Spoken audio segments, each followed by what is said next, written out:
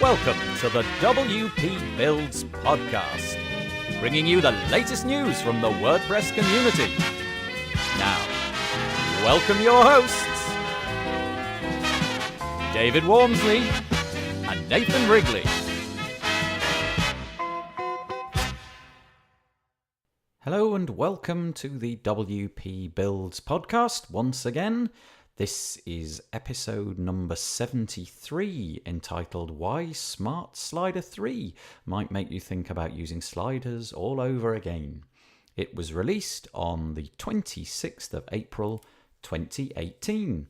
My name's Nathan Wrigley from pictureandword.co.uk, a small web development agency based in the north of England, and I'll be joined later by David Wormsley from davidwormsley.com so that we can have our discussion, which is entitled How Much for a Website? And also our little ending fact right at the end, which is entitled Google Chrome Blocking Ads. Please go to the wpbuilds.com website and use the player there if you can, and use the buttons underneath it to share it all over the internet. We love it when we get iTunes reviews, especially those 5-star ones. It really does help. There's a whole load of wpbuilds.com/something links I'm about to mention. I do this each week, but now there's loads of them. So, for example, if you go to wpbuilds.com/Facebook, you'll be able to join our Facebook group. If you go to wpbuilds.com/subscribe, you'll be able to join our newsletter. And so it goes /advertise to advertise, /YouTube if you want to watch the episodes, or rather listen to the episodes on YouTube, and brand new /Slack. So that's wpbuilds.com/Slack. I know that a lot of you prefer using Slack as your medium of communicating. Well, we've opened up a Slack channel, or a variety of Slack channels. And if you go over to that link, then you'll be able to join. There's basically all you have to do is fill in your email address and you'll be joined right away. That's great. At the moment, if you go to /win, there is a competition which is based very much around today's episode, because today we are talking about Smart Slider 3, and we have got a competition over there where you can win one of 3 Smart Slider licenses. So yeah. Also, if you do like today's episode and you like the Smart Slider plugin, if you use the offer code WPBuilds, no spaces, all capital letters, you can get 20% off for the first 3 months. So that's probably worth doing. Okay, we'll move right along in a moment to the discussion with David and I, but just to say that today we have got Daniel David from Smart Slider 3 on the podcast. If you haven't used sliders for a long time, I know they sort of went out of fashion, but they're back. His product is super duper cool. Simple drag and drop slider. It's really way more complicated than that, and it's got absolutely loads of features, so it's maybe worth checking out. Anyway, you can find out more about him later. I would just like to say a deep, deep thank you for listening once again. I really appreciate the fact that you take time out in your week to do that. I hope you enjoy today's episode. Hello, we're calling this conversation How Much for a Website? And this really comes out of the fact that Nathan and I are frequently on Facebook groups, and we see this question come up quite a lot of times. There'll be an original poster who will have a job that's coming from a client, and they ask everybody how much they should be charging for it. And it's always so popular. So we thought we would jump on board with this one. So Nathan, how do we start this one? Well, that is to say, I think we should start this one by saying we haven't a clue. We often start. Have you noticed how often we say that at the beginning of these discussions? Yeah, but that's what we're about, isn't it? We're not trying to posit that we know the answers, but we do have a chat about things, so that's quite nice. I don't really know, but absolutely right. It's in there all the time. If you're new in the industry, you're constantly being baffled by how people that you know and love and communicate with can charge 4 times what you do, and they seem to do it on a consistent basis. And also it's the kind of thing that's, you get emails from companies all the time, and there's quite a few companies in the WordPress space like UGurus and WP Elevation who make it their mission so that you can charge more for a website. But for me, life has just proved that there is no particular value. It's not like going into a shop and buying a pair of trainers or trousers or anything like that. They're just different. Each one is completely different. Nevertheless, Your way of doing it is totally different to my way of doing it. So maybe if we both discuss that, that might be a good place to start. So tell us how you charge. Yeah, well, I kind of do it a little bit like it's trainers now. I stressed out so much. I was influenced by the people, and that's WP Elevation and many others. Curtis McHale, I read their information, their book that they had out, and it was about value pricing. But in the end, I decided that wasn't the best model for me.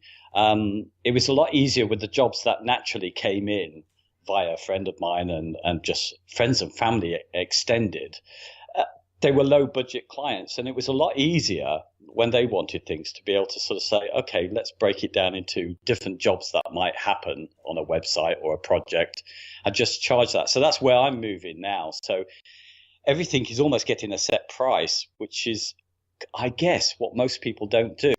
Most people are kind of taking a look at the type of client they've got, what they think they might want, and trying to sort of job price the whole thing, where I'm trying to break it into little units which have the same price. It doesn't matter who comes. They buy a day of my time, and we can achieve a certain amount of things in that day. And if they want to do more, then they buy another day, and so it goes. Oh, yeah, I think that's pretty unique. I mean, we know of a few people who do that, but there's not many. I think you are quite unique in that respect. I would say most people are not doing it that way. I guess it requires a certain amount of turnover, doesn't it? And you need people to constantly be shuffling through quite quickly. The way I do it is I don't actually put a great deal. I mean, obviously we're disassociating this conversation with proposals and finding clients. We're just talking about how much to charge at the point where the proposal goes in, I suppose. I'm very much of the school that I break my proposal down into 2 or 3 sections. So this is the essential stuff. This is the this is the possible stuff, that kind of thing. So I might have, let's say, this section over here is X amount of pounds, and really we can't build the website unless you give us that much. And then here's a few things which you said you'd like but aren't really essential, and I bolt those on at the end. I find that it's roughly 50-50. Depending on how I phrase it, some people will buy the core stuff and say, can we come back to the other stuff another time, which usually means I don't want it or I'm not going to pay for it, because they never ever come back and say, oh, those few extra £1,000 that we discussed, I'd like to spend it with you now. No, that never happens. So basically it means they're going to build the website the cheapest way possible, and that's fine. So that's my approach, is just scope out the project, think back about a similar thing that I did before, and I'm kind of working on the clock a little bit. So I'm thinking, okay, that thing will take me 4 hours, that thing's going to take me 2 hours, that'll be another 8, and so on. And then I work it out, work in the profit margins, and then just pick a figure which I know is going to turn a profit for me. Sometimes that's gone really wrong, though. Something that I thought would be really easy, and I thought a plugin would handle that. It didn't, and I had to, go and search something out and make it happen. Other times it's worked out much better. During the process, I've discovered a plugin that actually handles much more than I thought it would, and that's good. Saved me a load of time. So that's how I work. There's a proposal with a fixed amount at the end, and the client either says yes or no. But in terms of how much to charge for it, like I say, for me, it's kind of working on a few factors. Number one, the amount of time it's going to take me. That's a big part of it. So, like I said, base it upon the stuff that I've done before. And the second one is what I think the client is able to bear. And we were talking before I came on the phone a few months ago. I went to see a client, and it was pretty obvious when I approached the building that the client was much bigger than I had anticipated. They've got staff on the door, and they've got offices going off to left and right. And I ended up meeting a person whose responsibility it was for that day just to talk to me. They had no other responsibilities. So they've got somebody, that person is somebody that I'm going to communicate with.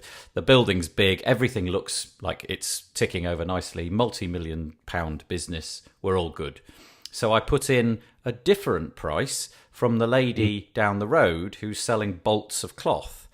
They didn't want anything particularly different, But it felt to me, if I was to offer her the same pricing structure as I offered the other business, there would be less chance of me winning it. And that might sound a little bit disingenuous from the outside, but in both cases, it worked. And I was able to charge a little bit more. It was more work for the bigger project, I won't lie. But sometimes I think the nature of the business is going to cause you to price differently. You know, who you're dealing with, how many employees they've got, how much they want to offhand it to you, and so on. So yeah, mine's a bit more made up each and every time that I do it.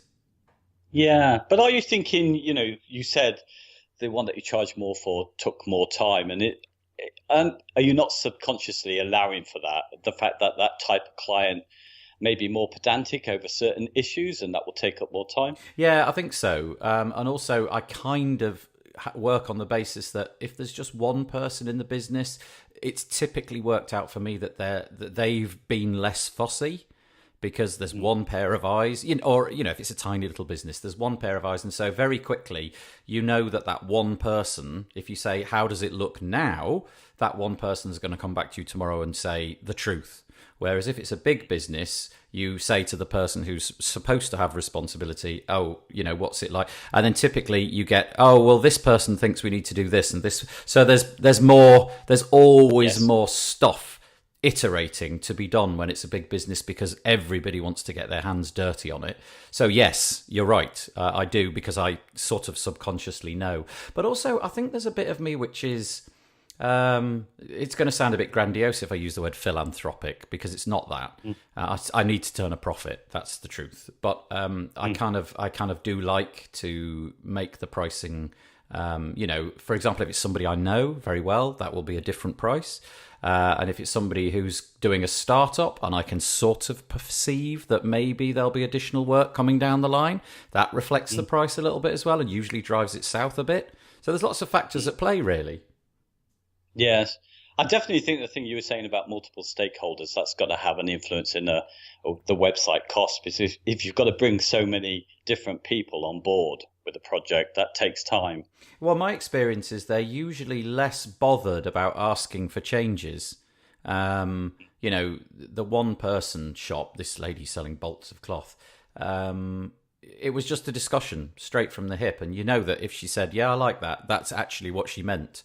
Whereas the bigger businesses, where there's many, many stakeholders, I can never quite, what's the word? I'm never quite sure if the words that looks fine. I'm not sure if that's the truth yet. And sometimes you have to just wait and see. So, yeah, the pricing for me is, it sounds very cottage industry, doesn't it? And it sounds like it's made up, and probably that's because it is. I wonder if agencies work on this model, they probably sit down and sweat the details a lot more and, think very, very carefully. But because it's me and I'm building one site after another, I'm allowed that flexibility and I'm allowed that freedom. And so long as I turn a profit in some way, shape or form, it's not really that important. Yeah, I think pricing is really important. There's always somebody who says that they've undercharged and lost a job. There's usually that comment more than there is the comment of the one that we fear, that we overcharge and lose the job. And that doesn't happen in my case. I think I had to adopt the model that we did, because what would happen is that we would get, my clients are largely low budget clients, and they would have ideas, and it would be really tricky because I wouldn't be able to scope out the project with them. They wouldn't give me that time to really work out what this is really going to cost me in time, and whether plugins are going to work for their project. Yep. So that was the easiest way, is to say, well, look, this is what I can do for a day. I can get this site up and installed. It can look like this. It can have this plugin.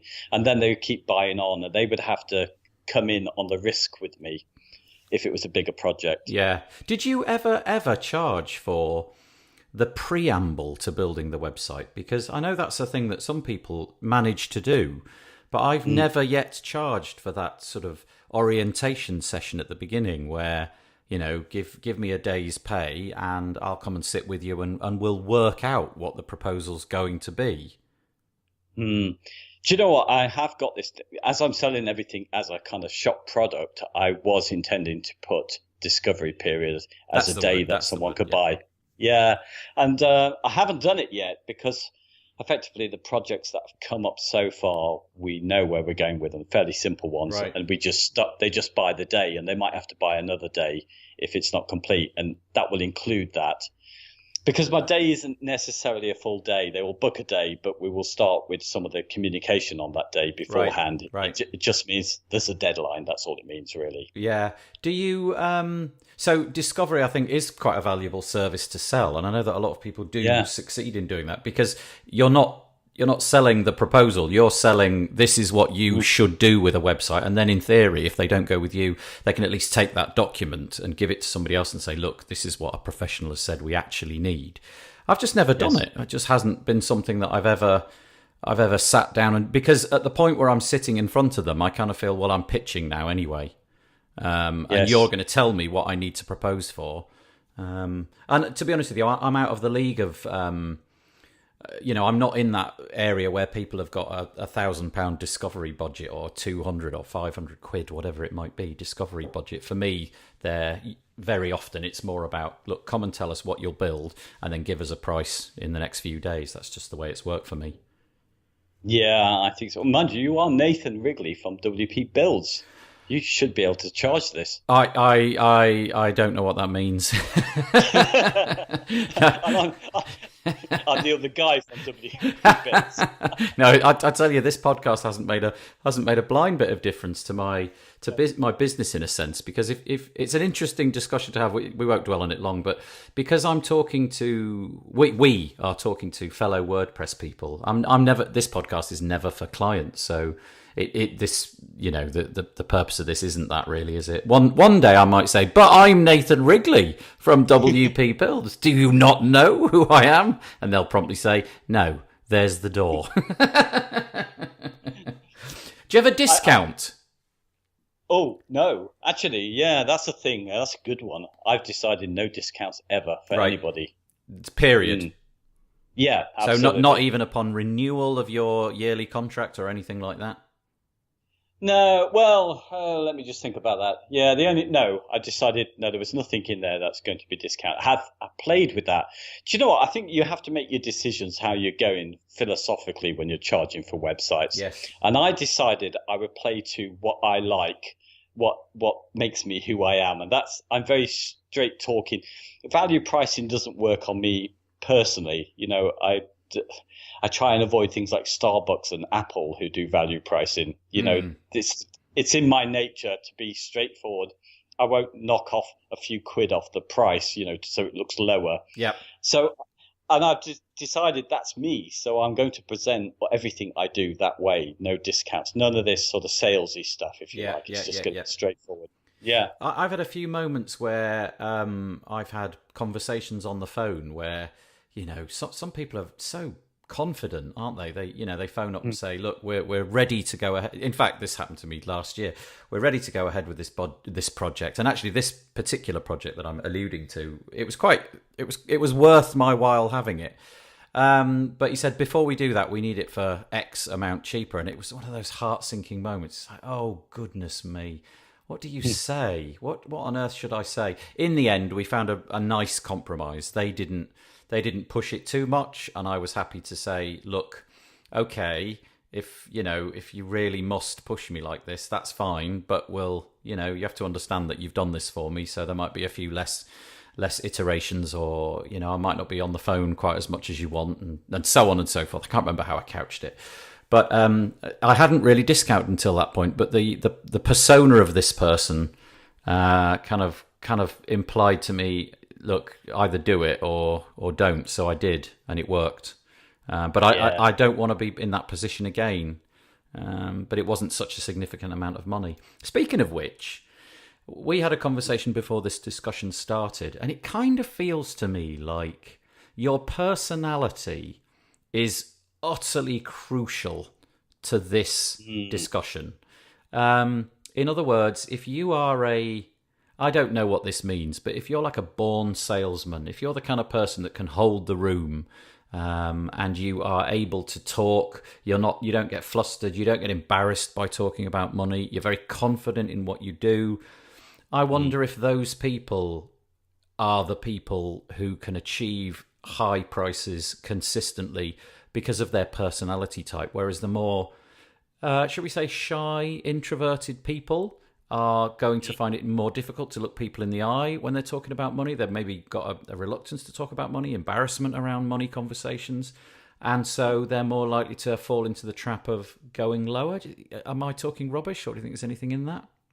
Yeah, I think there's a lot in there. I think that's why it's a sticking point, isn't it? That's why we have things like You Gurus and WP Elevation, because I think it's a sticking point for most of us who work on our own, on our websites, on our computers. We're not out there being salespeople, are we? No, and it also strikes me that the big agencies, they employ people for this exact job, for the negotiation process, and people who can command the room and go in and be bold about the pricing, talk about the value, not waver, not fluster. This is what it is. We've got a track record. Sign on the dotted line. Let's get on with it.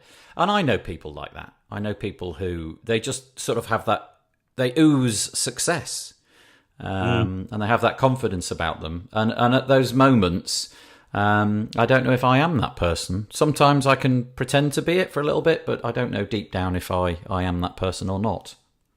On these conversations, on these threads, there's usually based on very little information. So let's say an original poster has posted, what should I charge for this website? And they just say they want a membership site and they want 10 pages and just a few brief things.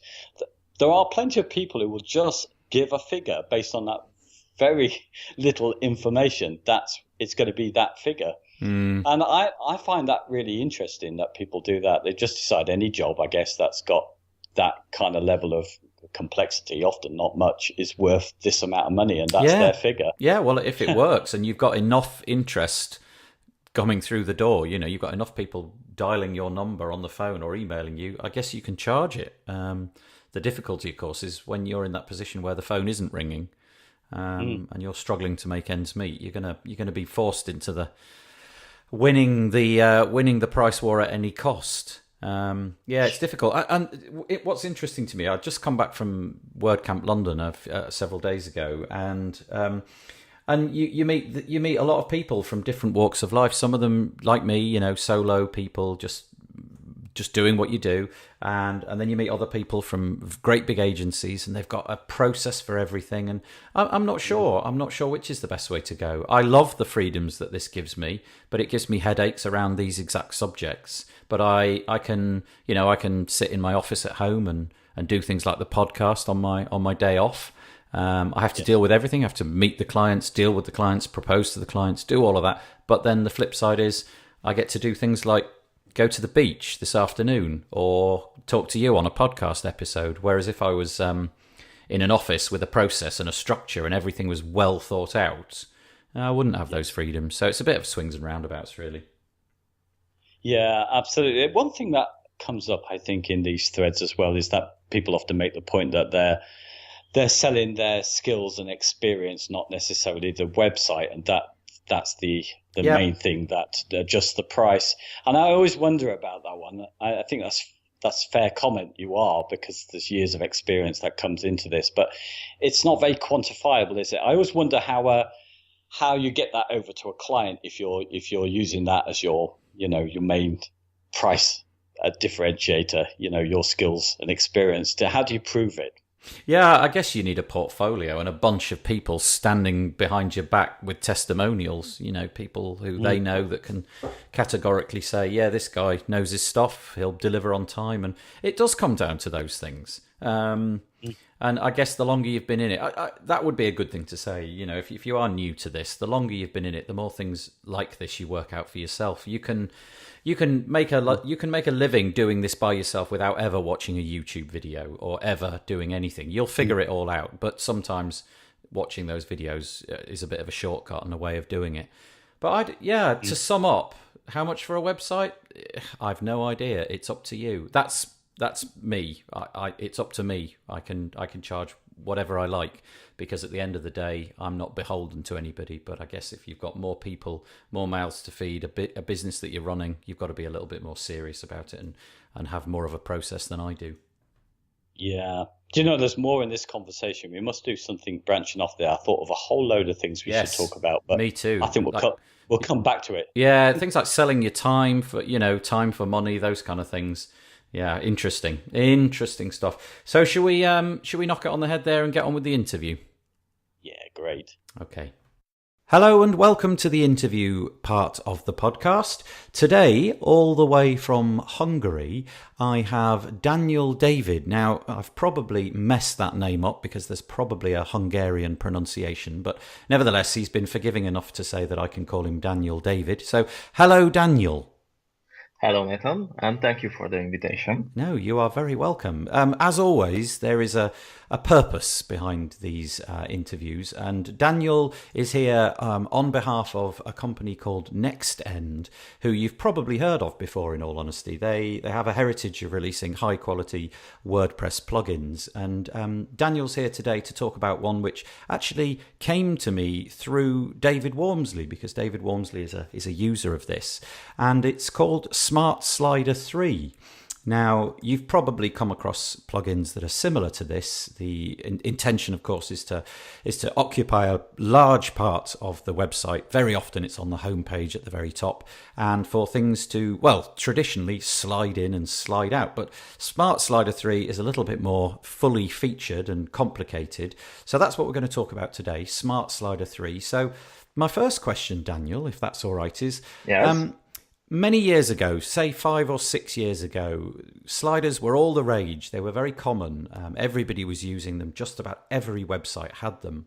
But it feels like that time has gone a little bit. So my first question is, are they still something which we should be exploring? What's the purpose in the modern age of a slider plugin?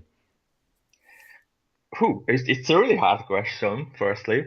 Well, I think we should start with the rage part. In my opinion, this rage still exists because people don't really know how to use the slider correctly on their website. This is the main purpose. So, most importantly, it is not the slider's fault. I mean, if your homepage slider contains 11 low-quality images with inappropriate messages which move and flash without any control, then it's not your slider's fault. It's your design fault, in my opinion. And the place of the slider, it's also not so simple. In my opinion, there is two main use case for a slider right now. The first one is the most obvious. Simply, it's a good way to load plenty of content into a small space. But it's very, very important that you don't have to do this automatically everywhere on your site. So just because you can do this, you don't have to do this. Let's see an example, in my opinion. If you have something similar, so for example, products or testimonials or something like that, which has the same design pattern, and you would like to add these content into a small space, then probably it is a good idea. The other option that you mentioned before, which is also quite obvious, is to create something engaging and stunning, which makes your website more unique or tell a great story. In my opinion, in this case, it is also very important to not overuse the slider. Just try to create something tasteful. And when I say tasteful, I mean with great pictures, with smooth animations, or something like that. So, all in all, just one more sentence. I know how to use a slider correctly. And in my opinion, a slider can do the job very well if you know how to use it. Yeah, I would completely concur with that. I think because they became very popular, as with all things on the internet, as soon as it's become very popular, it starts to become unpopular, if you like, and it sort of use drops off. But I completely agree. If you've got a small area on the website, whether that's in dare I say it, in a sidebar or the top, the very top part of your homepage, using something like this, because you can present multiple layers of information in one hit, is very engaging, and you can have animations, and we all know that video converts very well, and so really it's Yes, moving images, and this allows you to move things, including your own bespoke text, without the complexity of having to create your own videos.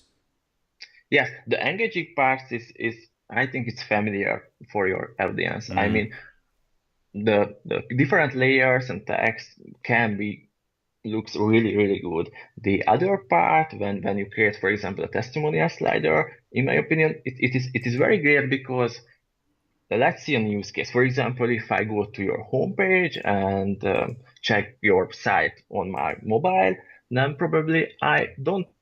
And for example, on your homepage, you have a testimonial block where there is five, six testimonial slides.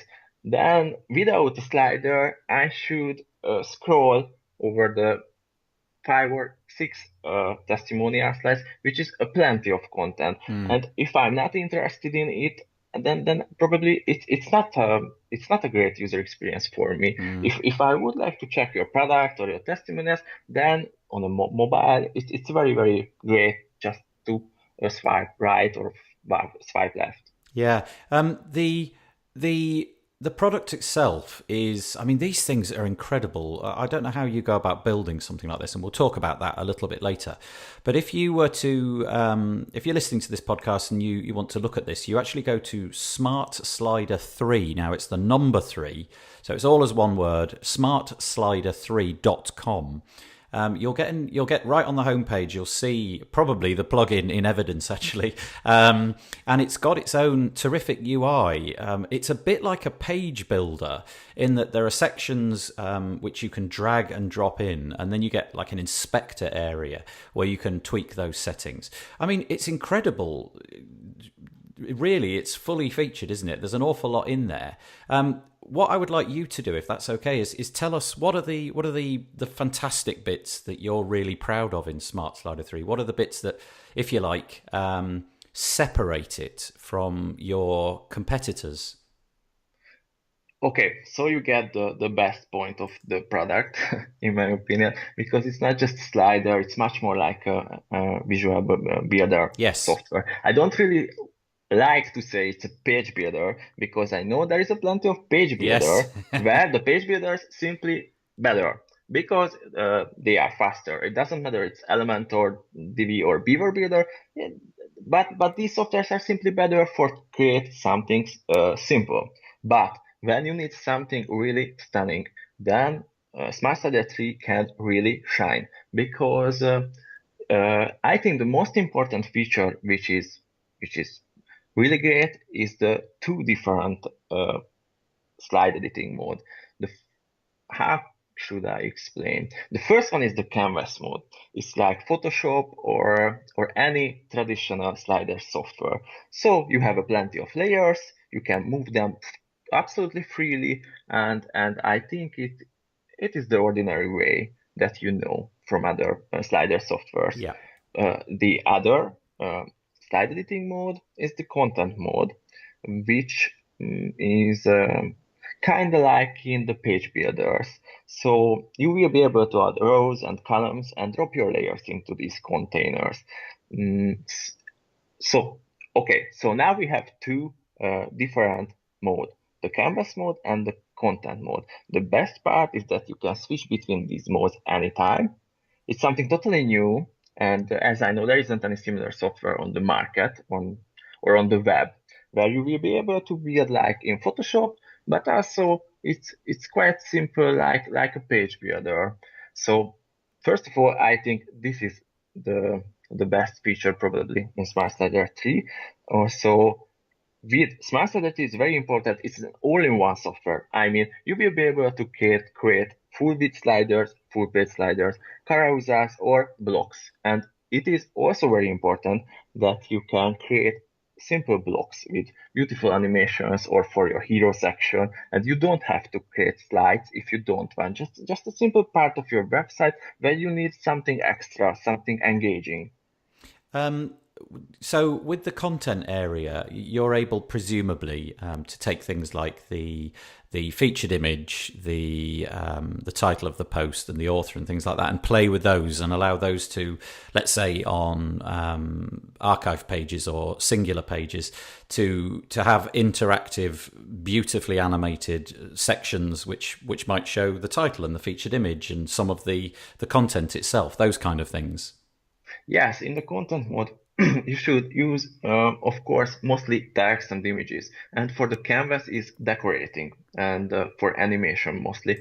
But you can mix as you want. So yes. I think we're kind of used to seeing people go a bit overkill with a lot of these animations. When all of this stuff started, I remember always trying to get the most dramatic effect that I could, until I realised actually, in many cases, the subtle stuff is what really stands out. You know, when something just modestly fades in, or if something just slightly moves or grows or shrinks, it's just that tiny little extra detail which adds all the impact that you need, really. Now you're on Smart Slider version 3.2, so I'm guessing that at some point there was a version 1 and 1.1 and 2 and so on and so forth. And now we've got this really feature-rich product, and I would encourage you to go and look at the website because you'll see what we're on about. I think it's almost impossible to describe exactly the complexity of what you can do with Smart Slider 3. But what's changed over the last however many years you've been making this? What iterations have you gone through, and how have you ended up being where you are now? Of course, we added a plenty of features, and the Smart Slider 3 and Smart Slider 1 was totally different softwares.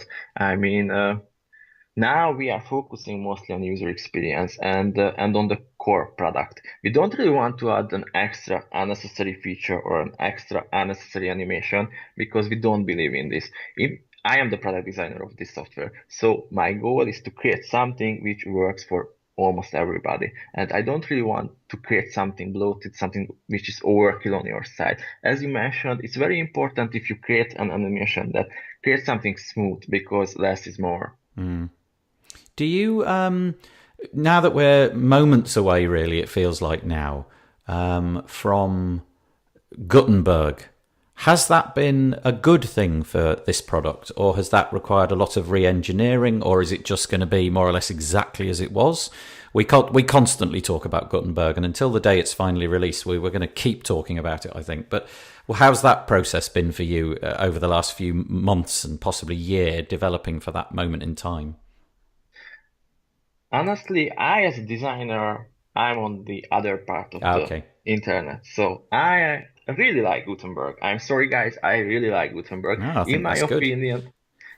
In my opinion, it's a good thing. It's not for developers or designers. It's good for your clients because editing is the most popular part of your site. I mean, you will do this every time. I mean, your clients and yes, Gutenberg is really good, and we have a plenty of idea how should we step forward with Smart Slider 3 and create something with Gutenberg. I have a really great idea, which is almost public. All in all, try to imagine something with images and something which is really really fast. Oh, okay. So there's something to look forward to. You on day one when WordPress 5 comes out. Sounds like you guys have been ready. It sounds like you've been doing your homework anyway. You haven't ignored it. Already. You've great. Okay. Well, we'll let the audience figure out what that is for themselves.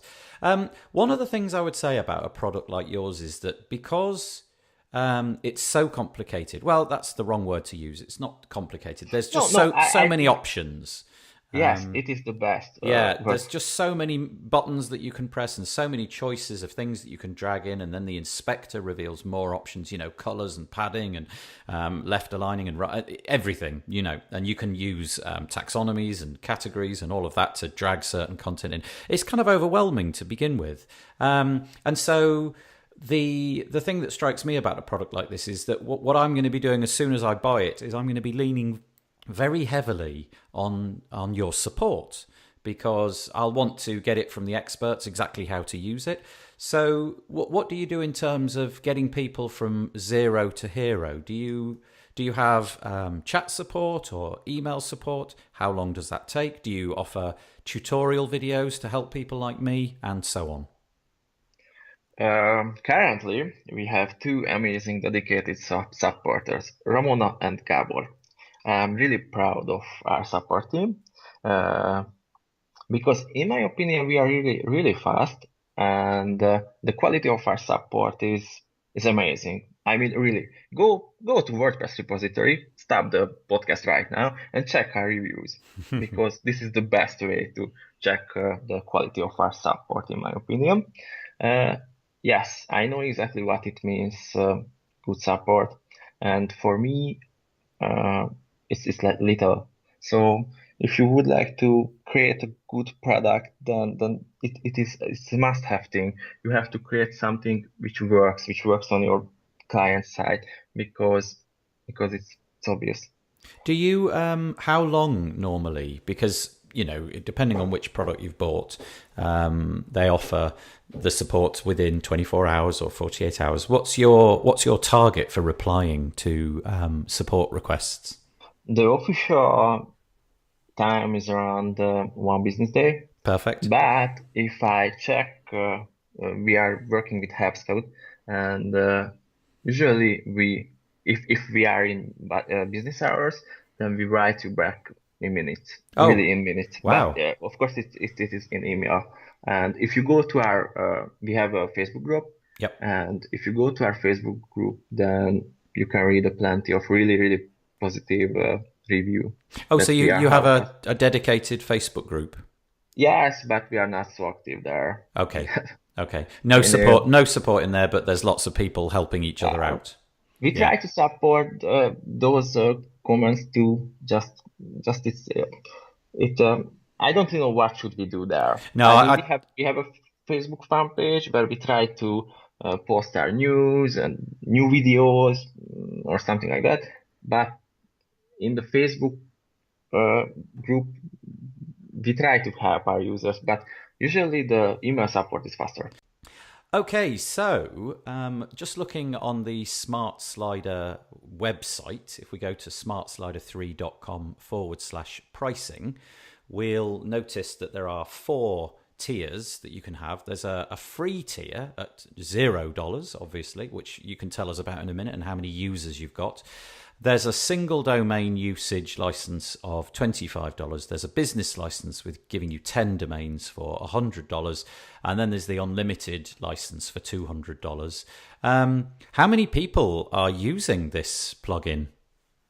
Right now, the active install number is more than 200,000. Wow, wow, wow, wow. That is a lot. That really is a lot, though, isn't it? Yes, yes. Occasionally you see a plugin with 6 numbers, so it's not very often. Yes, of course. And I don't really want to promote the pro version. Go to our site and try the free. If you like it, you probably will like the pro version. Yeah. But we have two very, very great options. I mean, on our site, you can try the pro version also. So you have to go to our site and you will be able to try the pro version. And if you don't like it, we have, of course, a money refund Okay. policy. Yeah, perfect. Thank you. Yeah. The other question, I suppose, then, is that if people from this group, and I think the people in this group are the kind who they like to spend money where money is owed, if you like. They'll spend money because they want to support the developers and they realise that you guys have to make a living. I guess the next question would be, if we're spending money on it, we'd like to know what is going to be developed in the future. So maybe you could spend a moment telling us about the roadmap, the future plans for Smart Slider 3. Yes, of course. This is the hardest part for me as a product designer because our to-do list is infinite and we have a lot of new ideas. First of all, I think the most important that we would like to improve our user experience and move to the visual builder way. Better navigation, faster and smoother experience with Smart Slider. I think this is the most important right now because we feel that we can improve these things.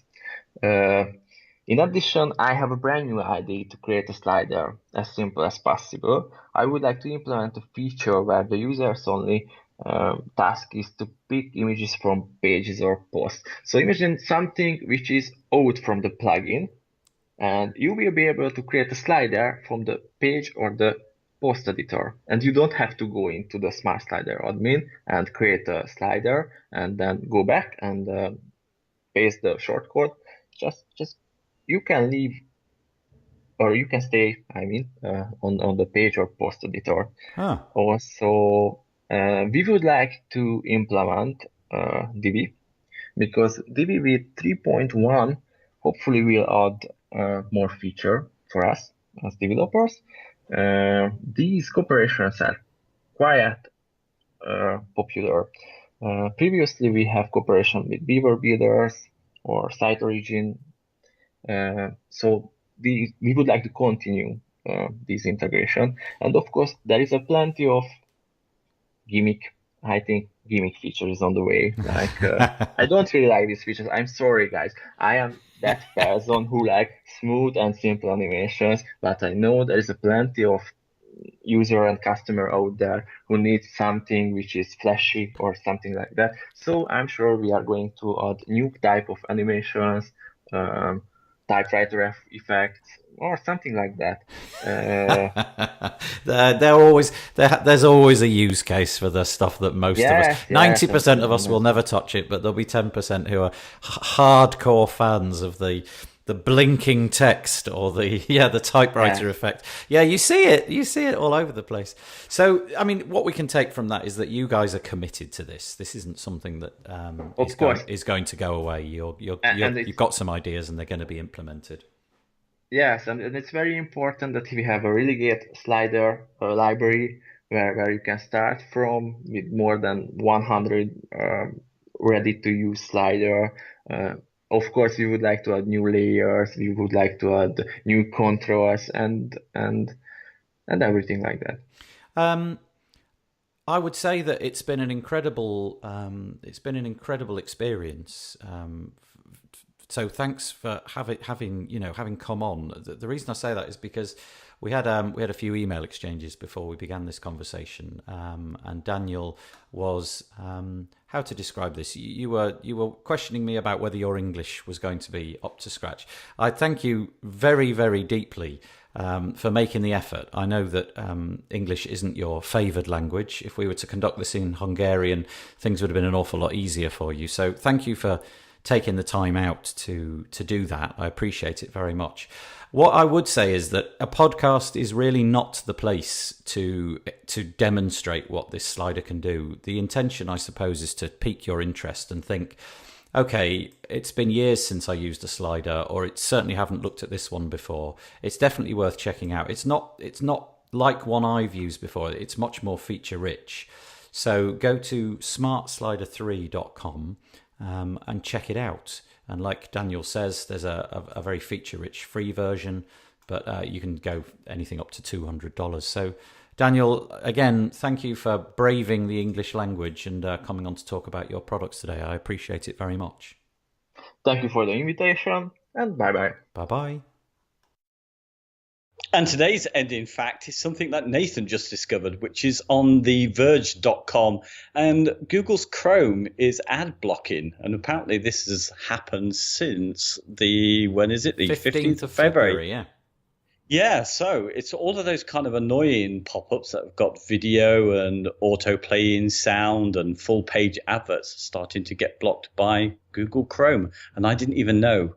Have you seen it, Nathan? I've got loads of extensions in my Chrome browser in order to prevent a whole host of ads. I use now what's this called? I'm just going to click over my extensions. There's one called Privacy Badger that I use, and I use another one called uBlock Origin, both of which will remove a significant proportion of them. But if I was to turn them off, I'd probably be benefiting from Chrome switching these off. And I think the intention really is not to... Well, clearly, Google's not going to block ads, are they? Because that's going to literally flush their business down the toilet. So they've got this. They're part of this thing called the Coalition for Better Ads. I'd be really intrigued to know who is behind it, in which companies. I wonder if Facebook and Google might have their hands in that pie. I don't know. But yeah, they're going to be blocking ads, and the sort of list is like this: full page ads, ads with auto playing sound and video, flashing ads, and so on. And they're just simply going to be blocking them in the browser. It sort of leads to a little bit of questioning about the nanny state and things like that. But I have to say, I think on balance, I support this, because being a regular user of the web, I don't like the annoying kind of ads. I do not want the autoplay video with audio. And I don't want the big, whatever it's called, welcome mat that dominates the entire page and forces me to scroll down or click a button. Or these countdown timers where, you've got to click buttons before you can even access the site itself and so on. So personally, I'm in support of this. Yeah, well, I'm surprised we're not talking about it more, because it must be affecting some people. And with GDPR coming out as well, as more pop-ups than I've ever seen before, because it's getting permission for cookie use. So I wonder if they would get blocked in any way. But I guess not. That's not the purpose of it. But how would it know? No, and to be honest with you, all of the plugins that I use that have any of this stuff, I don't use that stuff. I've never encouraged people to use that stuff, and I haven't built anything into the websites. I've gone for the contact form, which is a modal pop-up, but that's not an ad. That's a contact form pop-up. On the WP Builds website, just recently I've used Convert Pro. That's the right one, isn't it? That's the Brainstorm Force one. Yeah, I've used that to pop up. No, not pop up. It's like a little bar. It's about a centimetre on desktop at the bottom, and it just alerts you as to what the latest competition is, but you can dismiss it. And I've set it such that it's dismissed for like 90 days or something, so it really, really, really goes away for a long time. And by that time, if it ever pops up again, there'll be a new competition and you can sort of dismiss it again. So I don't feel so bad about that. It doesn't get in the way of any of the content, and I deliberately put it at the bottom. And I don't think that would fall foul of this. So yeah, interesting. Google taking the offence on offensive ads. Something I think on balance I support. Yeah, me too. I'd love to hear how it's working out for people, if anyone's noticed it. Yeah, I don't know. I mean, hopefully nobody has based their business upon these kind of things, but certainly not I. Okay, that's interesting. We'll put a link to the article, and yes, we are currently at the end of this episode, so it only remains for me to say things like go to wpbuilds.com/Facebook, join the Facebook group, / what else can we say, win if there's a competition, and / try something, see what you get. I think YouTube will work now. And so on and so forth. So go around the internet and share it, please, because we'd appreciate that. That would be great. Yeah. And so I'm going to fade in the cheesy music and say goodbye from me, Nathan Wrigley. It's bye from me, David Wormsley. Bye. Tatty bye. Bye bye.